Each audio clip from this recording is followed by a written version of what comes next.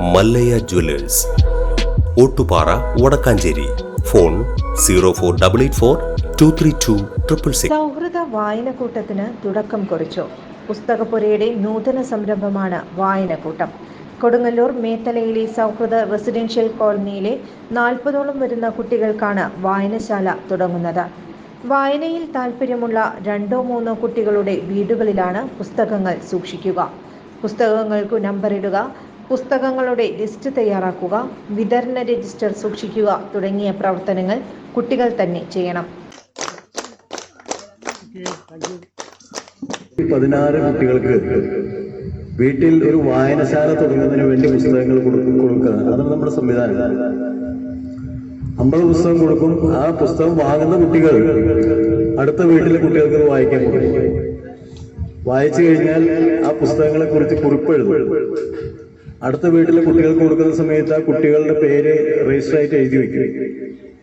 അപ്പൊ ഒരു വീട് തന്നെ ചെറിയൊരു വായനശാലയായി തീരുന്ന ഒരു സംവിധാനമാണ്.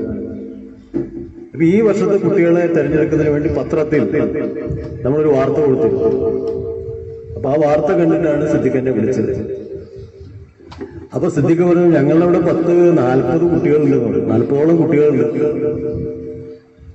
അപ്പൊ നമ്മുടെ ഒരു രീതി അനുസരിച്ച് 40ഓളം കുട്ടികൾക്ക് പുസ്തകം കൊടുക്കുന്ന സംവിധാനം അങ്ങനെ ഒരു സ്ഥലത്ത് കേന്ദ്രീകരിച്ച് കൊടുക്കാനായിട്ട് പറ്റില്ല. ഇപ്പോൾ തന്നെ കൊടുങ്ങല്ലൂർ ഭാഗത്ത് 22ഓളം കുട്ടികൾ നമ്മുടെ പുസ്തകപ്പുരയിൽ അംഗങ്ങളാണ്. ആദ്യത്തെ തവണ നമ്മൾ ആ പുസ്തകം കൊടുത്ത സമയത്ത് ഇവിടുത്തെ മുനിസിപ്പൽ ചെയർമാനാണ് അത് ഉദ്ഘാടനം ചെയ്തതും പുസ്തകം വിതരണം ചെയ്തതും. ഷിനിജ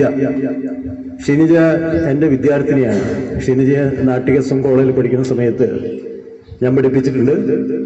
അപ്പൊ ഷിനിജയാണ് അന്നത്തെ പുസ്തക വിതരണം നടത്തിയത്.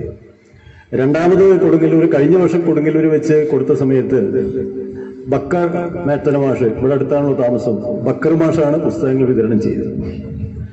ഈ വർഷം അതുപോലെ പത്രത്തിൽ കണ്ടപ്പോ സിദ്ദിഖ് ഈ കാര്യം പറഞ്ഞതിനെ വിളിച്ചപ്പോൾ ഞാൻ പറഞ്ഞു, അങ്ങനെ കൊടുക്കാൻ കഴിയില്ല, പക്ഷെ നമുക്ക് വേണമെങ്കിൽ ഈ റെസിഡൻസ് നമ്മളൊരു ഗ്രൂപ്പായിട്ട് എടുത്ത് 2-3 വീടുകൾ നിങ്ങൾ വായനശാലകളാക്കി തീർക്കുക.